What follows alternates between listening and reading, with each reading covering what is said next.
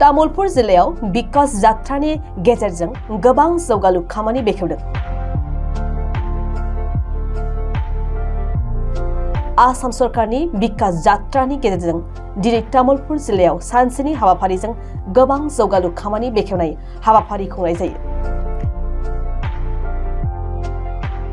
बिटिसिनि गाहाय मावफुं सोद्रोमा आरो मन्त्रि उरखावगोरा ब्रह्मनि नुजाथिनायाव दिनै तामुलपुर जिल्ला बेंगिरि मावख'नि न' लुफुंनायनि हा बावनाय हाबाफारिखौबो खुंनाय जायो। तामुलपुर जिल्लानि सिङाव गासै 81 कौटि रां बाहायनानै जौगालुनि गुबुन गुबुन खामानिखौ दिनै बेखेवनाय जायो। बे हाबाफारियावनो नुजाथिनानै मन्त्रि उरखावगोरा ब्रह्मआ इउपिपिएल आरो बिजेपिआ मावनो लानाय जौगालु खामानिफोरनि बागै फोरमायना होयो। কি মাছে ইয়াত প্ৰায় মানে 82 কোটি টকাতকৈ অধিক আজিয়ে মানে আধাৰশিলা হ'ব, নহ'লে ইনগৰেশ্যন, নহ'লে ভূমি পূজন। ইতিমধ্যে আমাৰ বিটিআৰৰ মুৰব্বীয়ে কৈছে যে নতুন জিলা তামোলপুৰ, এই নতুন জিলা তামোলপুৰত এতিয়া 3টা বছৰৰ ভিতৰতে প্ৰায় 1500 কোটি টকা ইনভেষ্ট হৈছে গভৰ্ণমেণ্ট অফ আছামৰ পৰা আৰু গভৰ্ণমেণ্ট অফ ইণ্ডিয়াৰ পৰা। মেডিকেল কলেজ অকলে মানে 600 কোটিৰ এটা আঁচনি। ইমান তীব্ৰগতিত উন্নতিৰ ধাৰা যিটো তামোলপুৰত দেখা গৈছে, এইটো ডক্টৰ হিমন্ত বিশ্ব শৰ্মাৰ নেতৃত্বৰ কাৰণে সম্ভৱ হৈছে। সমগ্ৰ অসমত প্ৰায়বোৰ জিলাত আজি প্ৰায় ক'ৰবা 500 কোটি, ক'ৰবা 900 কোটি, ক'ৰবা 800 কোটি টকাৰ বিকাশ যাত্ৰাৰ আজি আধাৰশিলা বা ইনগৰেশ্যনটো হোৱাটো আমি দেখিবলৈ পাইছোঁ। মই নিজেও বিটিআৰ অঞ্চলত মই চিৰাঙৰ গাৰ্জেন মিনিষ্টাৰ, তামোলপুৰৰ গাৰ্জেন মিনিষ্টাৰ আৰু বাক্সাটো মোৰ হোম ডিষ্ট্ৰিক্ট হিচাপে মই তাতে কৰি আছোঁ। আটাইতকৈ ডাঙৰ কাম ইয়াত কৰিছে যে আমাৰ শিক্ষা বিভাগত আমূল পৰিৱৰ্তন আনিবৰ কাৰণে পুৰণি যিটো 50 বছৰতকৈ অধিক হায়াৰ ছেকেণ্ডাৰী স্কুলবিলাকক MLA বিলাকে লিষ্ট দিছে, সেইমতে তাত 5 কোটিৰ পৰা আৰম্ভ কৰি পেলাই 8 কোটিলৈকে ক'ৰবা নেচিত নহ'লে মানে RIDFৰ পৰা পুঁজি যোগান ধৰা হৈছে। তেনেকৈ নতুন বিল্ডিং কৰা হ'ব। আৰু তাৰ বাহিৰেও বিকাশ যাত্ৰাৰ অংশ হিচাপে মুখ্যমন্ত্ৰী আজি প্ৰায় 20খন জিলাত নিজে ঘূৰি পেলাই আধাৰশিলা স্থাপন কৰিছে বা ভূমি পূজন কৰিছে বা উদ্বোধন কৰিছে।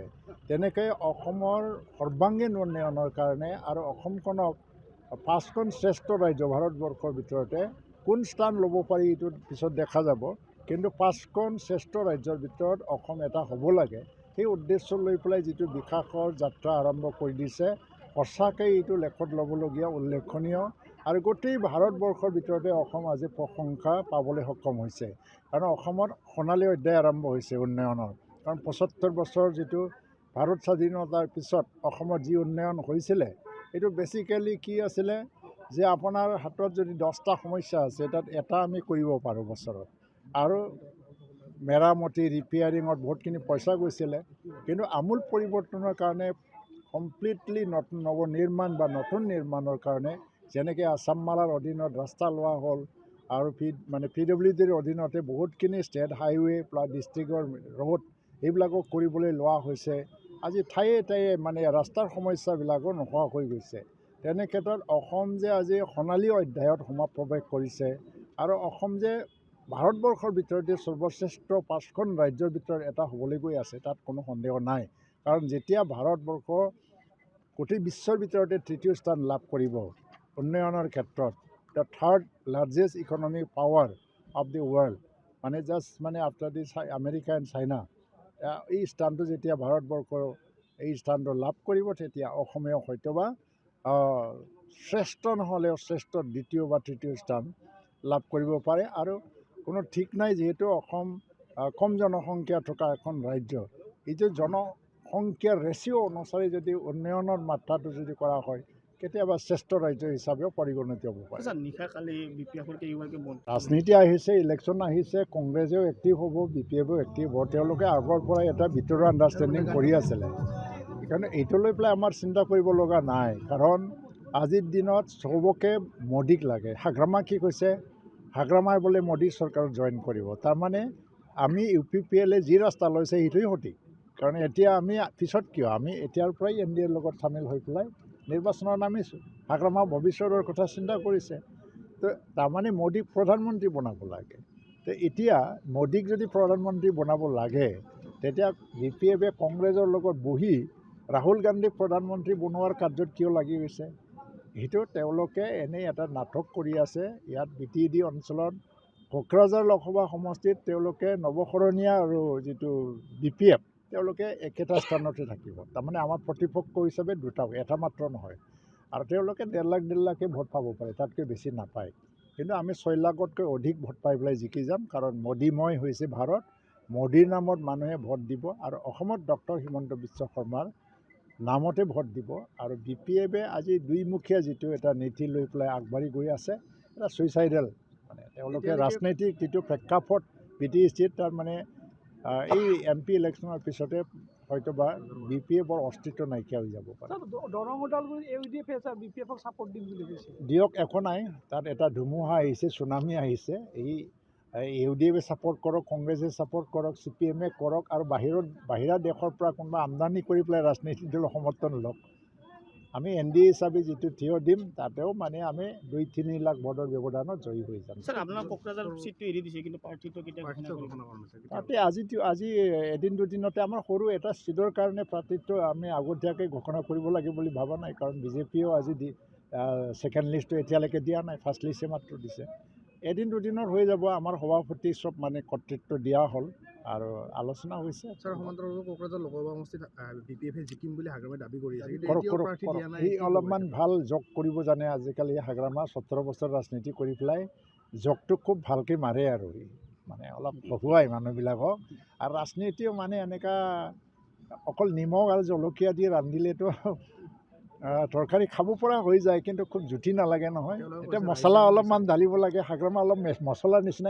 ভাৰত স্বাধীনতাৰ পিছত অসমত যি উন্নয়ন হৈছিলে, এইটো বেচিকেলি কি আছিলে যে আপোনাৰ হাতত যদি 10টা সমস্যা আছে, তাত এটা আমি কৰিব পাৰোঁ বছৰত। আৰু মেৰামতি ৰিপেয়াৰিঙত বহুতখিনি পইচা গৈছিলে, কিন্তু আমূল পৰিৱৰ্তনৰ কাৰণে কমপ্লিটলি নৱনিৰ্মাণ বা নতুন নিৰ্মাণৰ কাৰণে, যেনেকৈ আছামমালাৰ অধীনত ৰাস্তা লোৱা হ'ল, আৰু PWDৰ অধীনতে বহুতখিনি ষ্টেট হাইৱে প্লাছ ডিষ্ট্ৰিক্টৰ ৰোড এইবিলাকক কৰিবলৈ লোৱা হৈছে। আজি ঠায়ে ঠায়ে মানে ৰাস্তাৰ সমস্যাবিলাকো নোহোৱা হৈ গৈছে। তেনে ক্ষেত্ৰত অসম যে আজি সোণালী অধ্যায়ত সমাপ্ৰৱেশ কৰিছে, আৰু অসম যে ভাৰতবৰ্ষৰ ভিতৰতে সৰ্বশ্ৰেষ্ঠ 5খন ৰাজ্যৰ ভিতৰত এটা হ'বলৈ গৈ আছে, তাত কোনো সন্দেহ নাই। সেই হিচাপে আজি বিকাশ যাত্ৰাৰ সংহত DC অফিচ এইটো আজি ভূমি পূজন কৰা হ'ল। প্ৰায় 19 কোটিতকৈ অধিক পুঁজি ধাৰ্য কৰা হৈছে ইয়াত। আৰু বিকাশ যাত্ৰাৰে বিভিন্ন এটা স্কিম আছে ইয়াত, প্ৰায় মানে 82 কোটি টকাতকৈ অধিক আজিয়ে মানে আধাৰশিলা হ'ব, নহ'লে ইনগৰেশ্যন, নহ'লে ভূমি পূজন।